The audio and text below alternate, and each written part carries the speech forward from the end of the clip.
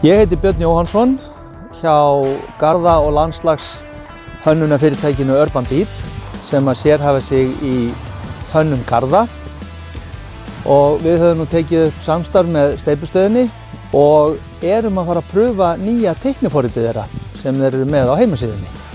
Leið og við pröfum forritið þá ætlum við að kenna ykkur að nota það.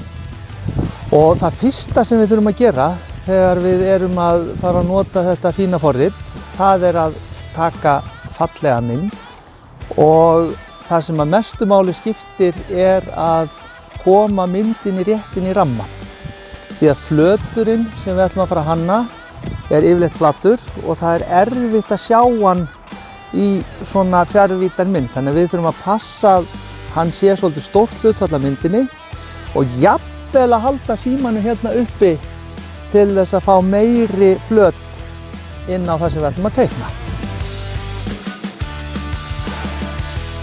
Næsta skrefið er svo að koma myndinni frá símanum og yfir í tölvuna. Og það er hægt að gera eins og ég ger yfirleitt. Ég nota lítið app sem heitir Dropbox og ef að maður er með bæði iPhone og Mac tölvu þá getur maður nota AirDrop. Stundum er hægt að setja símann í samband við tölvuna en svo er kannski einfaldasta leiðin bara hreinlega að finna myndina og senda sjálfum sér hana með tölvupósti. Til þess að nota teikniforrit steypustöðvarinnar þurfum við að byrja á því að slá inn vefsíðu steypustöðvarinnar. Á forsíðu steypustöðvarinnar er teikniforritið undir flipa sem að stendur á teikniforrit sem er lengst til hægri.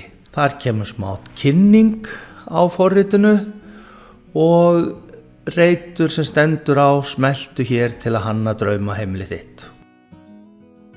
Og þá förum við hérna að hlaða upp mynd og ég er með mína bara á skjáborðinu þannig ég fer á This PC og Desktop og smelli þar á myndina og opnum þar. Við ætlum að byrja á því að stilla myndina til þess að við getum teiknað á hana. Þá loka ég hér og hérna sem sagt fremst á myndinni birtist myndflöturinn sem við getum teiknað á. Og í þessi tilfelli þá er hann ekki á réttum stað. Þannig að við fylgjum leiðbeiningunum sem eru hérna neðst. Færðu punktana svo línan liggi þvert á lárétta hluta myndarinnar. Og með því er átt við að við færum þessa punkta hérna innar á myndina. Síðan þurfum við að stilla hæðina. Hérna erum við í 0,1 metrum og 0,1 metr og við viljum fara alveg með augnhæðina í 1,80. Og svo er það fjarlægðin. Nú sjáum við það að þessi kall, hann virðist vera svona 2,50 á hæð og þá stillum við fjarlægðina þangað til hann er svona nokkurn veginn eðlilegur miðað við hæðina á hurðina. Síðan getum við stillt sjónsviðið og þar er aðalmálið að línarnar hérna liggi svona eins og við viljum sjá hellulögnina liggja. Og svo gerum við samþykkja og loka. Og þá förum við að velja hellunar okkar sem við smellum hérna í innkeysluna og þar getum við valið munstur sem er kallað hálft og hálft og svo er þetta velja liti, grátt og sótgrátt og við skulum byrja bara á gráu þannig að þetta er bara besta mál, lokum þessu og svo förum við og teygjum þetta hérna yfir flötin okkar. Þannig erum við komið með þennan fína flöt á innkeysluna. Því næst skulum við ná okkur í hellur á gönguleiðinni inn og við skulum nota sama, við skulum nota Eyjabergið. En í þetta skipti ætlum við að hafa Eyjabergið sótgrátt. Svona. Og við skulum halda áfram í hellunum og velja okkur til dæmis borgarhellur sem við setjum þá á þennan flöt hér. Bara fá svolítið stórar hérna, 50x50, horn í horn og hafa þær gráar. Þá er komin þessi fína 50x50 hellulögn hér og nú skulum við fara að vinna í veggjum, það er næst. Smella vegg hér, en þessi veggur er hugsaður til þess að gefa hluta húsinu og gönguleiðinni frá bílskúrnum frið frá bílastæðinu. Við skulum hafa þetta aðeins hærra, kannski örlítið hærri þetta. Og svo skulum við líka búa til smá kantstein hérna í kringum þetta. En nú ætlum við að setja hann hérna út í horn. Það svo gaman að endurtaka hluti, þá ætlum við að gera svipa hér, hérna, og þennan viljum við hafa aðeins hærri líka, þannig að við smellum á þetta og við gerum sama áðan, við náum okkur í kantstein og svo ætlum við að síðasti veggurinn í þetta, bara setja hérna einn vegg með endasúluhatti. Svo getum við svolítið valið hvort við viljum hafa hann háan, en þannig erum við svona aðalega hugsa smá skilrúm á milli bílastæða.